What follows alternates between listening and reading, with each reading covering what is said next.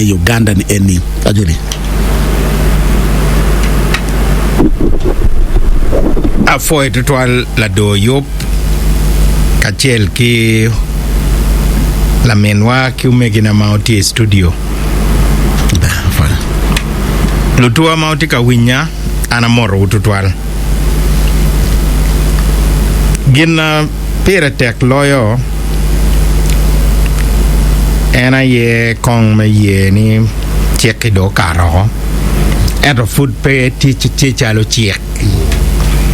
fudu karo parliament e chek tigi break petien lokani teka de chako engine me chek itere parliament chi chot tugi chako ngwech machel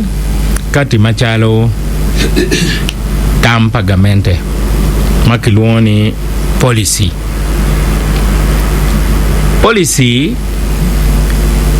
Roma ki miri pagamente gamente wen mero lobo makutie ye kum kana wadie kar me kui a winyo dano logo an manifesto na tie me yubu gudi an manifesto na tie me yubu chukul otiat lebman me manifesto ni aki leb mono make luoni to manifest ten lokani jemi mati chunyi yopo chukul pe manifesto ena ye inimete itet ke luak tamini dana chel maro ba chweyo miero o waya giki me kero ne leb mono watini everybody should have the maximum opportunity to develop whatever talents they have. Joma queen loyo gendongu kwangu cheranyim danwe oi level mala mal loyo chi yapo chukul dong beri waini kama ini iterie dano wek jemi eno ni otime ten loka ni manifesto ena ye ni ye ma ini ti kwede meno gena chel ma pol kare dano nyweno kai yobo guri pe yobo guri ni wek mo ye mutere yobo guri wek lo fu gunong ker metwalo jemi gi chuk wek gunong chene okongi guri dong bedo chalo gena chel ma konyo chopo mire enoni chek bene kai ni kero chek lope ki miri paloba chela chel kumberi an ma logone anati machalo la tela me party DP adoro minister malope ki winye matie kin an ke president Museveni mapeti ngari mo ma kubukinwa lok mawano logo beru lok pa joario ten lokani ka ngara chela tika ngono la wore ti joma tika winne mier ko weni anga tika bolowa pien loke peti ngari mo maron wajini ana ye akubukin jo arioni bero lok pa jo ario guma bene ti church maloka chek enu bino lo tela mamegwa me DP mati parliament guberu kila ko di tamoni ni piani gwa anati gamente ki dok bene ni piani winye moni tie gwa gen pegi bibera gonya ento parliament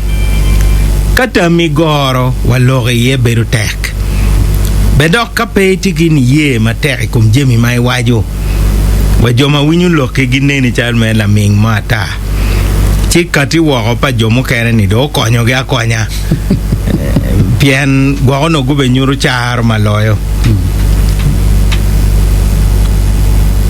dan weng mauno pegiti ga ye cheke no mier gube di parliament gu lok tamgi wan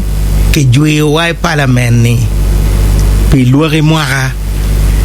pi loga chele ken wauno watiga ridune ni ke loga ke kony kajalo andong no ai man mamon wajini buing atam do time koma madong I record peti MP modong ke juio lo an I parliament enuni maki jui wa ki wo ni kid lo ngo ma do no inti wa ne ki ye kunu ini ngeyo gina konti ka timone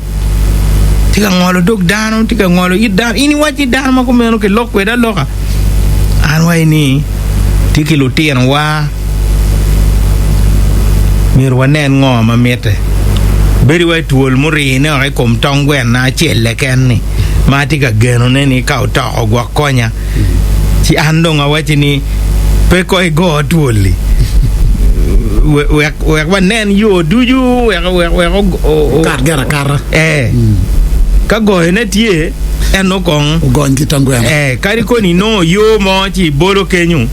we ko chakrie mo yo ni ni che tongwen ringo kwede kado kemme kwede la chen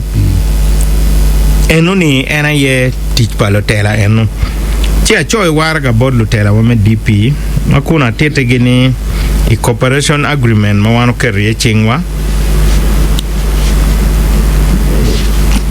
wa winya ni tije mugo magwak tamwa pe biro ateye primero dano miro bera gonya I chek mo keken pe chek eni keken dong inindo pierde kachel ma Supreme Court kati kingol ikom kes pa kabazigiruka iloka court martial onodong chek tie nyim parliament meloko chek pa mon UPDF Act Amendment Act onodong tie chikong wa kwanta moni roki wiwani ki chero ka loko chek pa mon malupe ki ngol mo ke Supreme Court don wano wajini okomu yoho language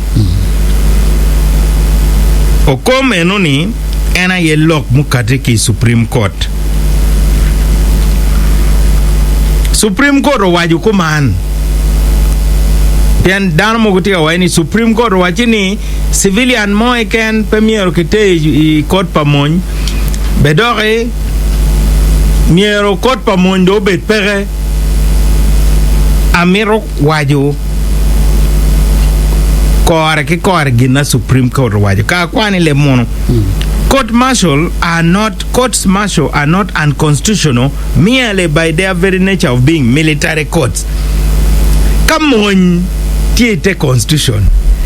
Ti court pamon petwer to constitution. Dongero wajini mier wan weng wang wako o loke unen yo ma Uganda war kwede ma yo enoni utero wa mwaka pier bungwen we beach ma wakati ki pen check manyen donka wano logo wachago ki neno pen check manyen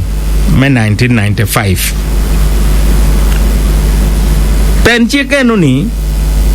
unyuru miri pa luak me Uganda me kwanyu yo manyen wek jemi maono diyo Uganda ikare mukara ngej do bet pere ena yo wek kare ke winyu luak me Uganda kok giwaji ni timme eni dok poy wiwai kom amin timme eni dok poy wiwai kom ginunyo enuni duju wen koko don gamente premiero o chol itgi o pego wing lok pa dano gamende miero wing ko pa dano pira tek bien pen chigire o bedo chalo sign my no guru sign post ka sign post unyoro ne yo ne ni chero la cho ini neno chi ngak do chero kwani yo goma do e chere ruen ki kunu ka wi poni aneno sign money kar chia aweho dong pire tek ni dan weng me Uganda gunen ni Uganda miero chera nyim miero jemi weng matime obed jem mayobo loba pegin madok dwako lobo chen enuni konki winyo ko iye la bon teleman me parti koni kala tena ubino piele ort ana foya piene ana ya nywalo konki yeo ni konye mior ke konye wo enuni kadano we winye chi beru be konki winyo kong ni the truth is the truth no matter who speaks it, and the lie is the lie no matter who speaks it. Kodo wachini kumberi Ugandans gimeteni mon ma ti Uganda ubedong mon mapeo bedio tuher padano. Constitutional Court on your Supreme Court wachini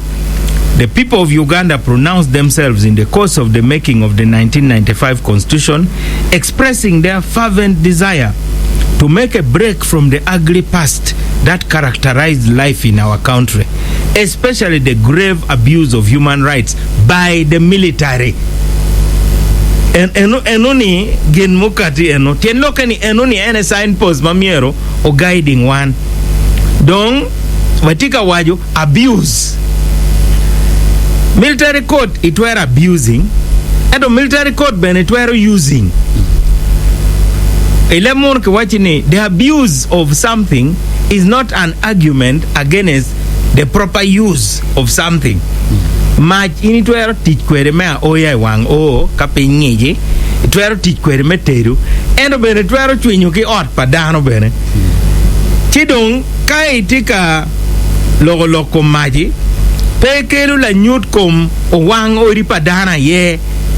ni mach raj la chengcha ke wang ke ota ngadi ke chwinyu wimen ngadi I ot primero mach pepiere pe konyo enuni ene kitamier wanu chak neno kwede jemi eno weo wamutoka bere dana di matoi gudi endo de winyu ni bus park donki loro la chengcha moni furu wang kuja wadege tiku poro endo furi winyu dano kage waini dege menono tika pie kan dano beri ye karibe CNN tika nyuro ni dege moni furu poro pimeno wakwanyo kong maraya man me party wakeru chen waneno ni watie ilo makiluoni Uganda eni pe America, Uganda eni pe Sweden, Uganda eni pe Denmark, Uganda eni Ugandan. Wanen level kama wano tiye. Court beno wachini monjme Uganda kumberi don tiki dero bedok monjme Uganda kumberi ena yowero kutie bene gamende maloke kikuru foot piauti me Uganda mwaga ye dong cher piera ngwen lokman ni kerero gamende ni pirite ni dong pere men gina koro waju ni this is a military force built the Ugandan military has since been transformed into a professional force, and it has made remarkable contribution to ensuring regional peace, security, and stability. Enoni awaga madit bot Uganda. Mene enoni ilobo Central Africa wano cherukunu wani ruora chana ge wano monjme Uganda tia gwa governor me Central Africa province money. Why ni inna chola wure dok biru ka gwa gangi kun be inbe tika tere jeme be ko odi ene pegi kero me buru wa me gwa dago ni kilotini Uganda kumberi wakony kikume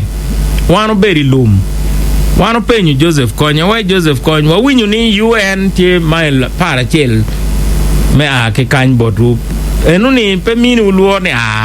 UN ni aroma yera wobe na pa ke ken chero kero geo chawajini UPDF kono ni kawa winyu ni gitiga bino wadire manok pian gendok papat gimoni tie chawe wun ko do ngeyu ni ning ni UPDF chok ni nen ba mau wan kany wan po marta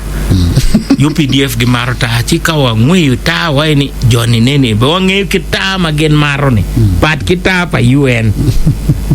wa penyo gi ni ng'omo kene ni wan rugo gambut gen rugo wa ma ki goyo en ki nanget chi nanget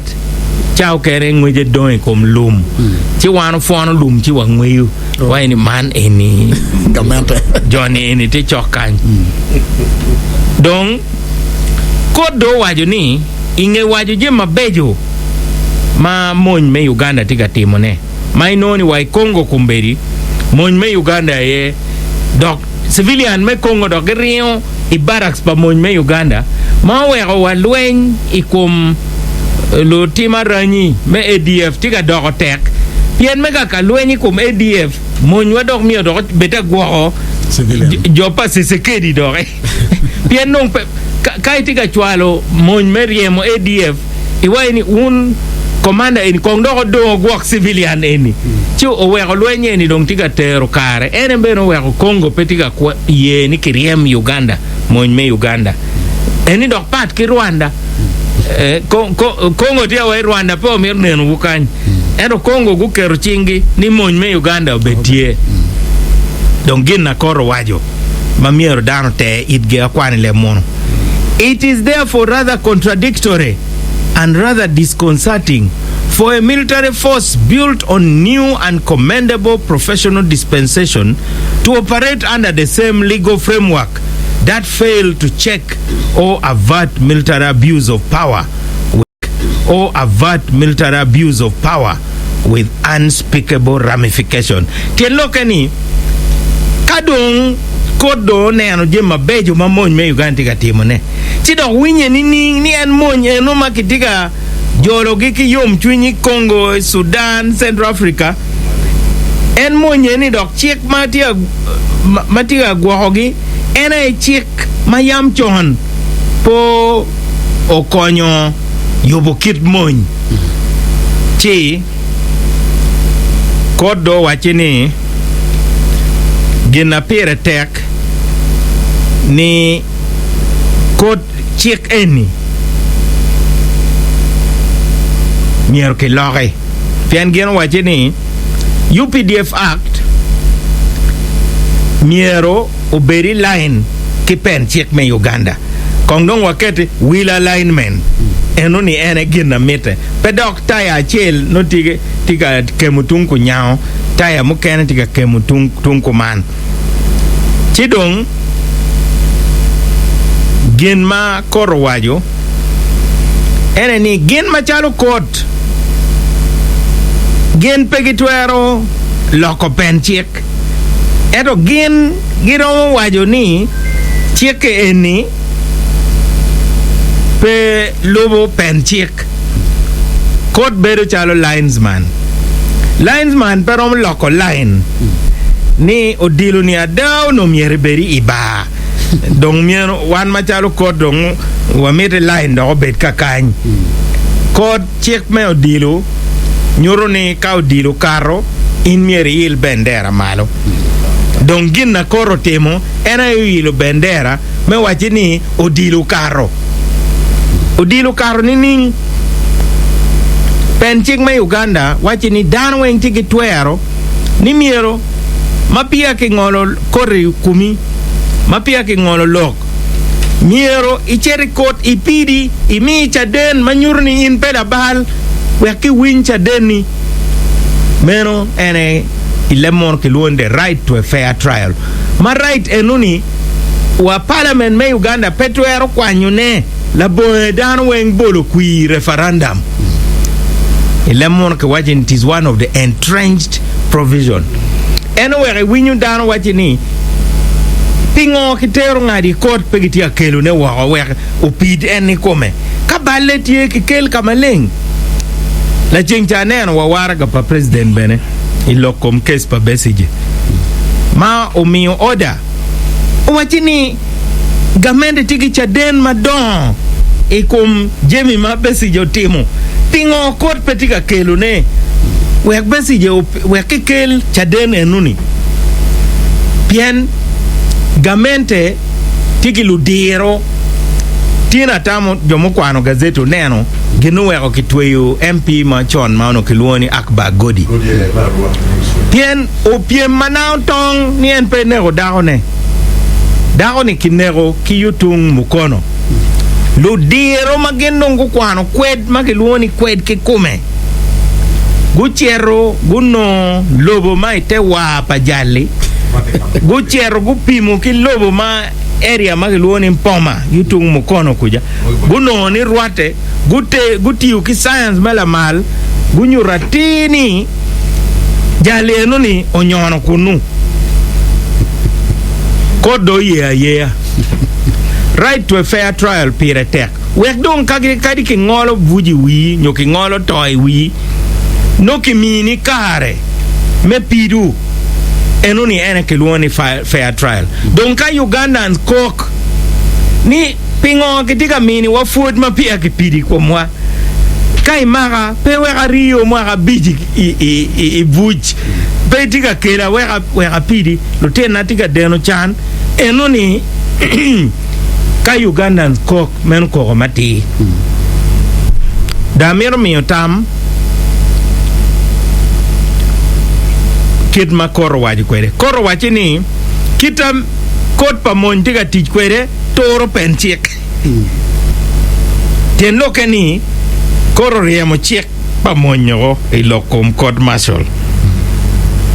geno wachi ni miero ke lore koro waji kumani there is need for a robust legislative intervention to ensure the UPDF Act is in accord with the cherished aspirations of the people of Uganda, as was unmistakably captured in the Documentaries Commission report. It is therefore incumbent on the executive to generate the policy and parliament to pass the legislation which addresses and cures the injustices occasioned by the unconstitutional provisions of the UPDF Act, which have now been quashed by providing for military courts that are clothed with the constitutional safeguards of independence and impartiality that are accorded the ordinary courts. Don kanga remo eken mero wachini chike eni tika manong court yan joken tika waini chike eni mero manong court eto constitution bene tiki break ba mape ye parliament meka tiki chik ma manong court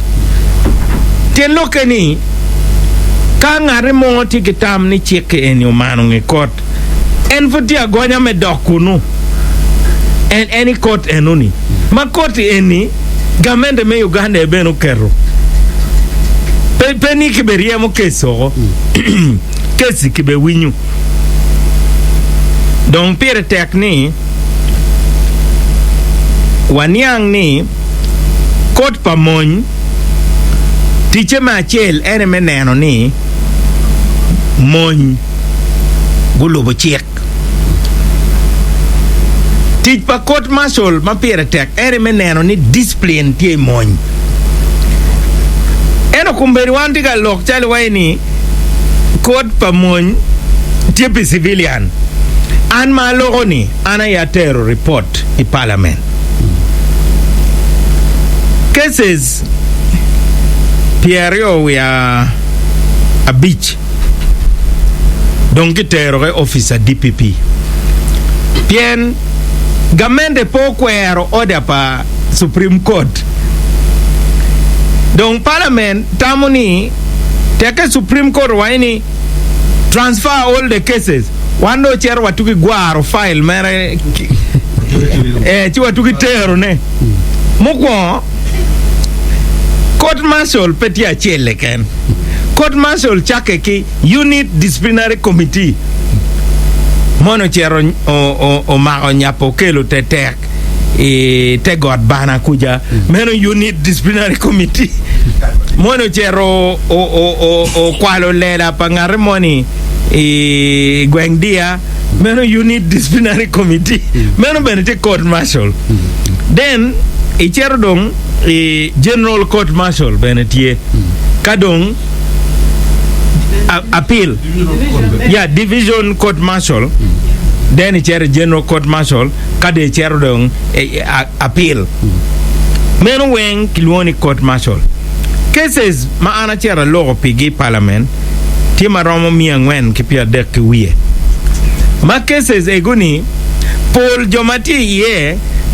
lumony Paul Jomati ye lumony kadong ini iporo ki cases ma Uganda wen inoni civilian mati court martial no gadada ento ginuwero kumberi lokeno nya pien Paul Jomat kitika tero ge court martial obero lo politician onyo activist petien lokeni court martial enedong watika normalizing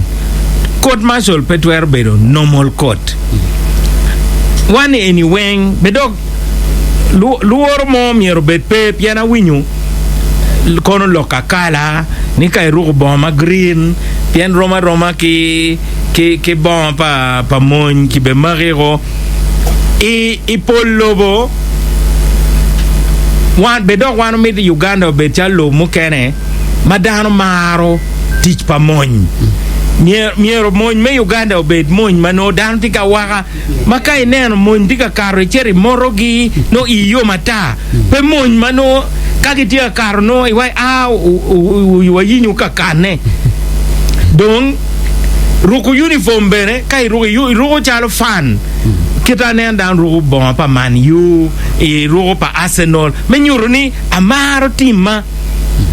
don miero ka linera American ka ruku bon ma ki US Army nyuru ni initi ma chalo fan pa US Army imaro gina US Army tika timune donc enoni part ki joman mano dok gitiga yubo drill ba military drill mano gitiga yubo parade mamegi e compound me party guru enoni part damiro jingo chuindano matima chalo fans pamoñ ini rugo mano eti chalo fan an bene an la Man U kadi bedi penye peti mabe ero pretty club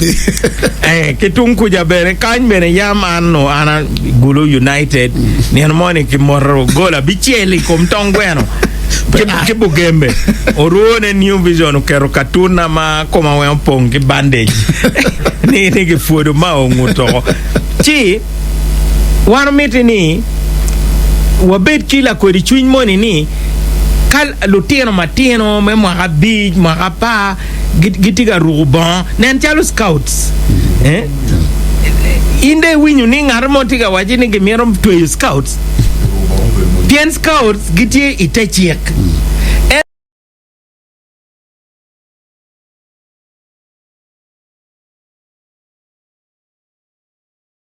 gina kela pora ikin uniform kibo mo kenani ena ye badge wachukul bene badge ye kela pora pien pange uniform pa guluai nyo secret heart gi kono kwen secret heart gi ruko skad makwa ki blouse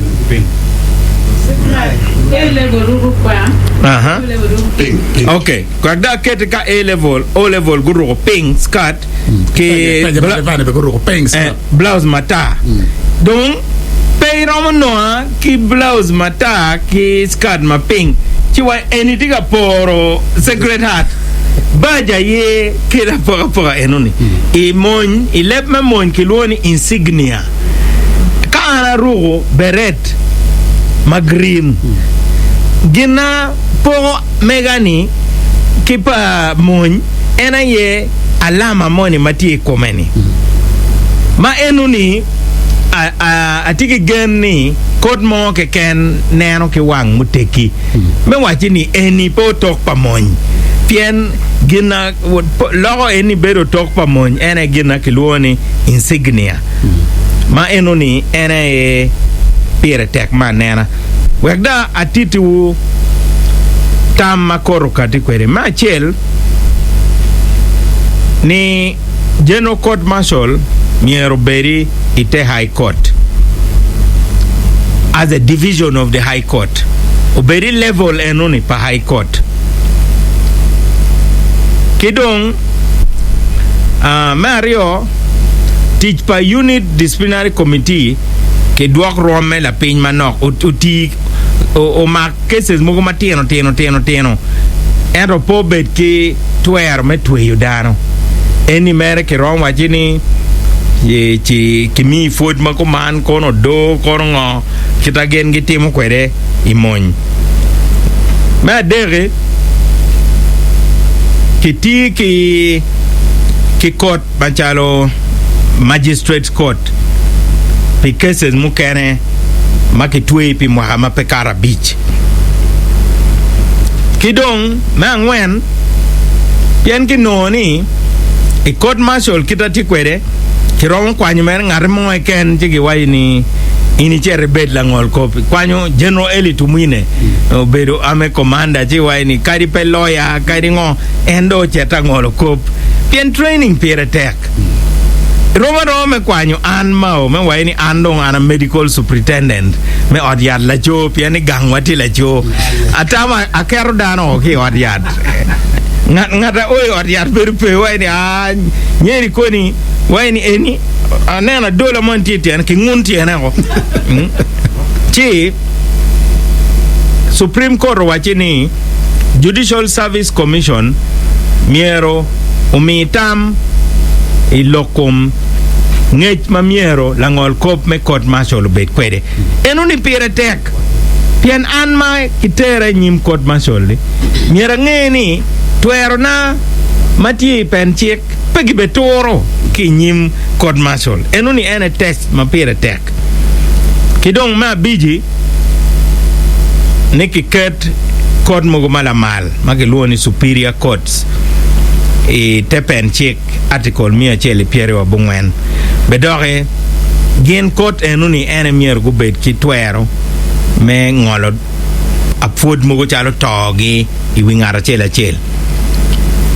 kibene gumi otamni chek manyen neni miero mi twero ki chief justice me oro lungol kop mukene guchet bene military court pien military court bene lumony bene gitika donyo I area pa civilian bene lumony mogo kumbere ti chalo permanent secretaries giti chalo ngo tien lokeni civilian bene twero chero kamiyo kony kuno pien ka ana chero machala ngol kop dire pien ana ti lawyer ero an pela mony bedo ka ini bini no akuno no ati mere chalo langol kop pati chala mony bedo ini beberu kigen meno ginna chek ye kibene gin mapire tek matamni miero dano jin ye kumgi ene civilian reya ni ni kireya mene mani ning ma pore matera inyim kot pamony atamni enuni ene kama lokti ye weka kwan gina koro wajo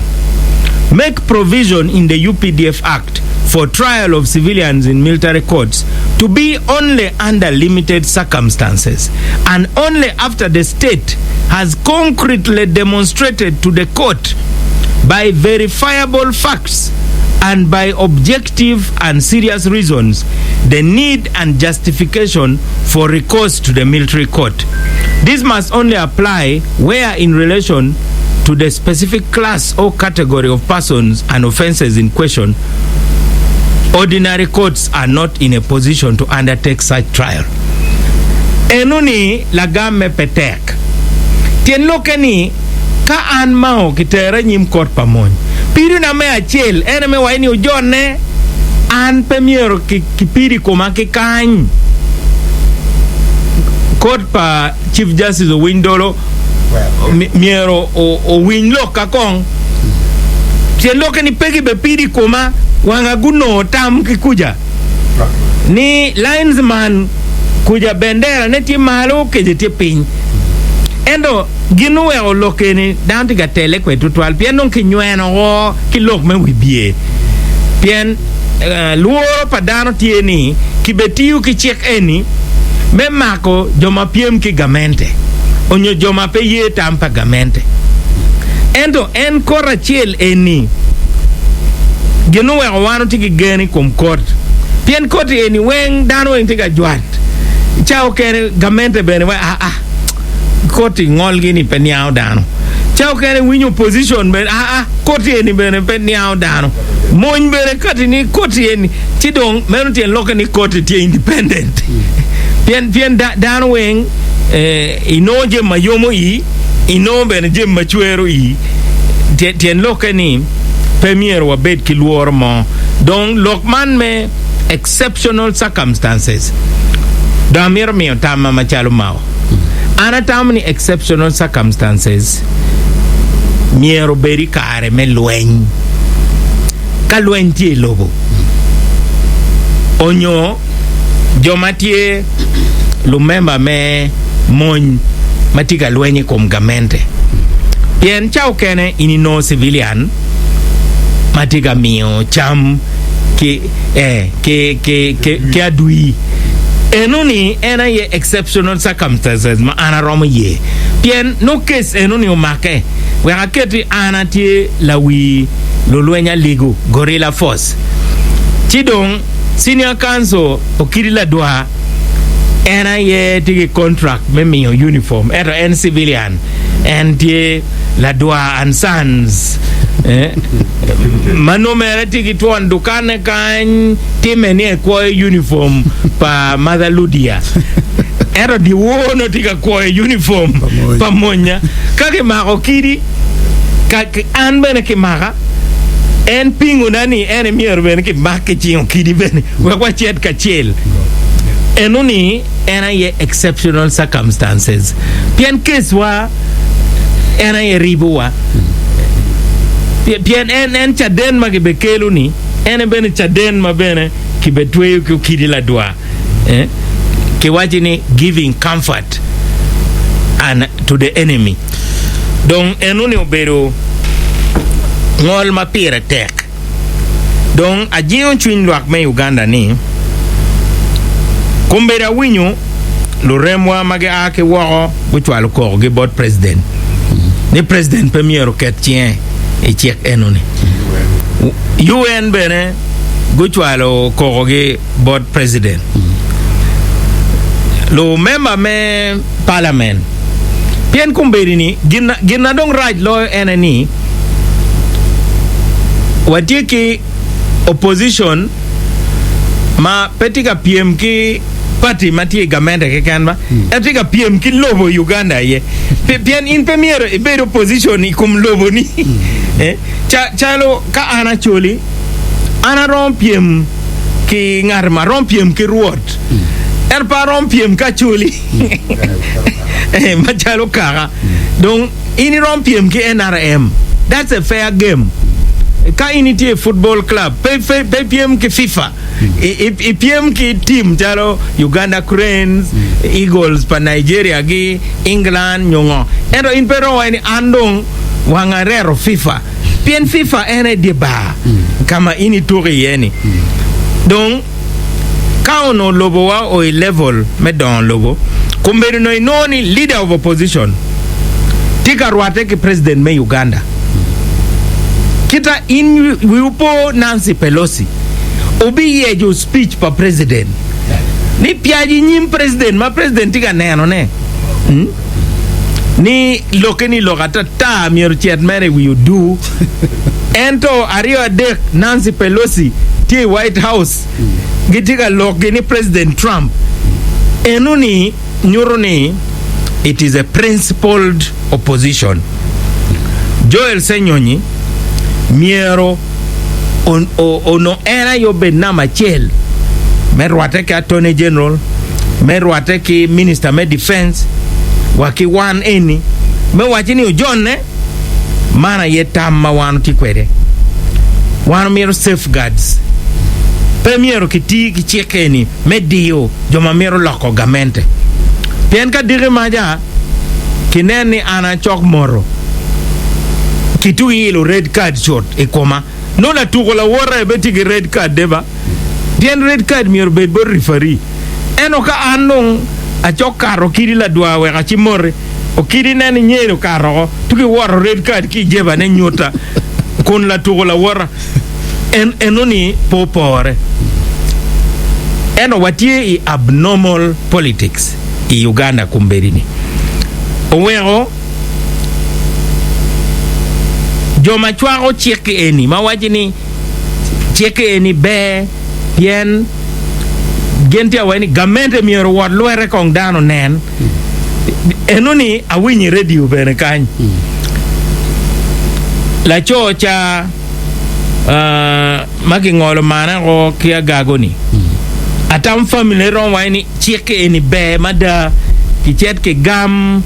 en joma ngolo piny ki kara moja ko magi luongi ni gin warriors ni kitegi kot enoni ni gin mere pe mony ero gitigi mudugo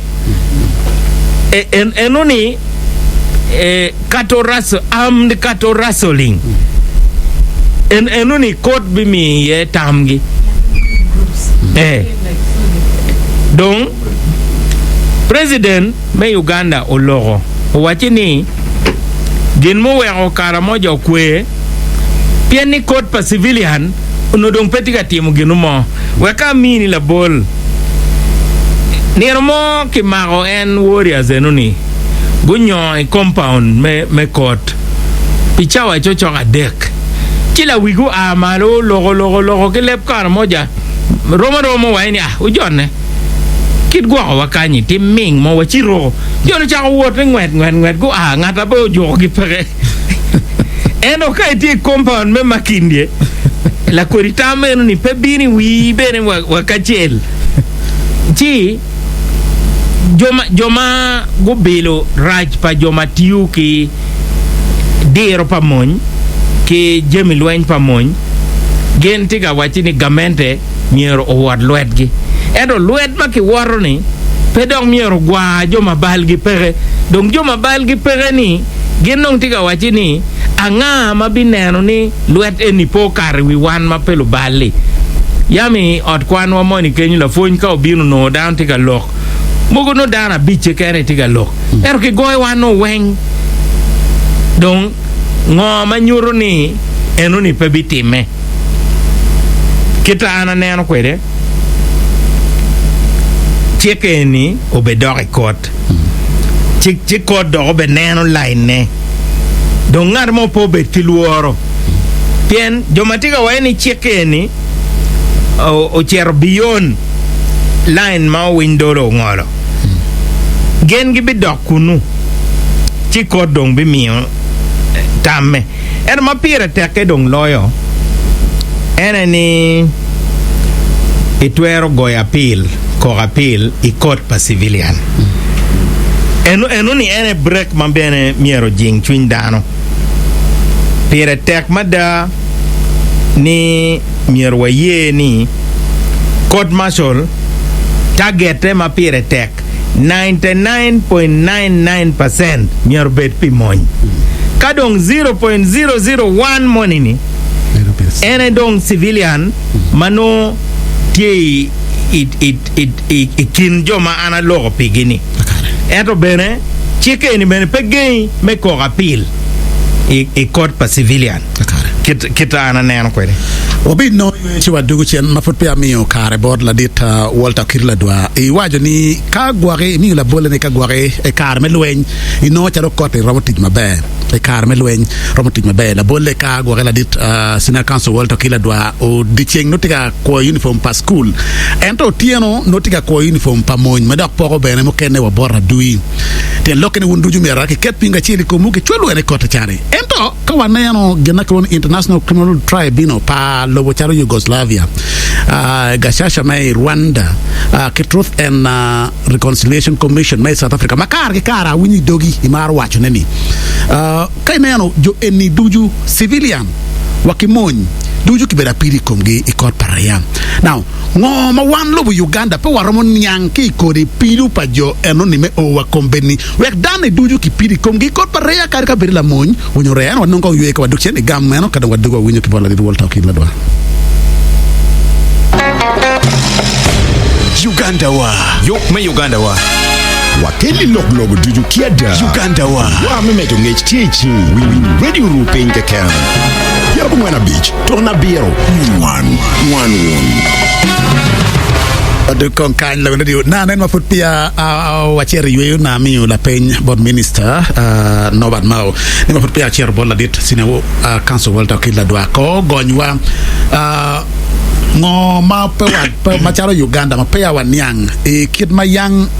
kod madon ma time international criminal tribunal pa machon time Yugoslavia akida mi ben la bolle kom gin ma juya na bunyo ki doge gasasha ma time Rwanda kidong truth and reconciliation commission ma time South Africa maraya wakimunyu wenki pidi kom gi kod paraya pingo Uganda pe ko kwan fon mo ki kom enoni ni kadi ka betiba gini wati dog lwen jimno bero kuman wachwal bene Johnny Duju ikora cheli kidu Mario gwa ka bidolo ene arwol gil barro la nya bedo studio kanyo dikoni mafupie o wajo ni jima pol tie kit make kwede kod pamony mi la bolle commerce wana chil make mako ki ya dul mamege ni me ona ko chiki kino ne tika gwa ko jimi man military store jim pamony mike ne gwa no bedo muduro ento kitwalo bedo kunu man dong chok mer tuene way buj ento kino ni kwed mo muteo matotpe kod pamony ki kwedo ni ning wero o kid madong kod paraya na police bene wet chero kun gen ki kwedo megini ning ajoli minister enuni ene bene gino wero kopo cases mati court martial me bini court pa civilian tika do tek botwa pien pole inoni evidence yogo i standard me pidu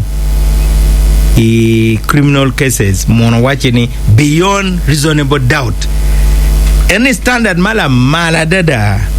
tien lokeni ka ini chelu dano ki mudugo chochoke miero ki noi mano yiru futiga dunki ki ko mudugo ma enuni tega dada pol mukere beru circumstantial evidence onyo lok ngari waju onyo roro chi la peny ni penyu ma chel tie court mageloni special courts tie bal mugumatime mano liga dada chalo tempa Adolf Hitler gi enoni ke ker court Maber boma makilwoni Nuremberg meno kono civilian kono nga kono ngo wen kitero gi kuno special court then wabedo ki international criminal court for the former Yugoslavia meno bedo special court then wabedo ki international criminal tribunal for Rwanda then court man mega chacha eni ubedo chale waeni chochoki mato put ma megwani meno bedo kidme lako chwiny ma jemeno ni weng miero time bene Uganda ende Uganda watie bene ki International Crimes Division tien lokani ka ini timo bal i lobo mukene onyo ini dano mai aki wako ki romo twei i te court enoni chik eni petien lokani la moin pege betwei court pa civilian put pia winyu la moin moma tiga weni anmior ke tere court pa civilian dan weng peti ngare moma mir court dong court ento court pa civilian kari in la moin kitana nena wajuni fudi tigi twer me ko appeal i court of appeal me Uganda itwer cherwa Supreme Court pien pen check me Uganda parliament polaho the right to a fair trial enuni NIS safeguard madong pierre tech lawyer. It is an entrenched constitutional right don gina pierre tech eni waneno kita kibeker check eni itich kwede pien wati check mugo mabejo Uganda tigi check ma lwenyi kom chamchana anti-corruption law pedong ti law mo matigi check ma be loyo eto beri wae ni dok ketiga medokere kom chamchana ye Uganda tigi anti-torture law mateka dada ento inoni torture time in Uganda kun chik ma jogo tocha tie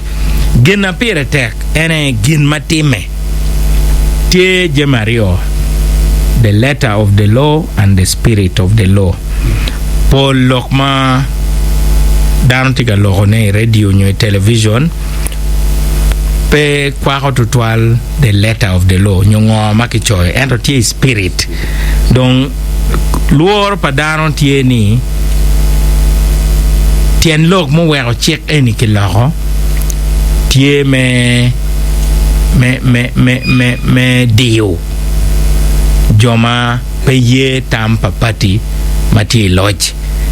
eto enoni mier konke nen mier wan wa kerun wangwa mier wa fonyu dano lawyers mier gubet vigilant bien parliament polo pen check me Uganda pen check enoni tie iwi check eni magi keruni donc inma itiki luoro penye kekeni igeno pen check onyo pe igeno pen check kai geno pen check pe be di luoro pen check pero lari waki lak check eni ma ini tamuni obedini ana foyo dona di winyu maber da donc waka win ki bor la dit senior council Walter Kirla doa ngeyo kar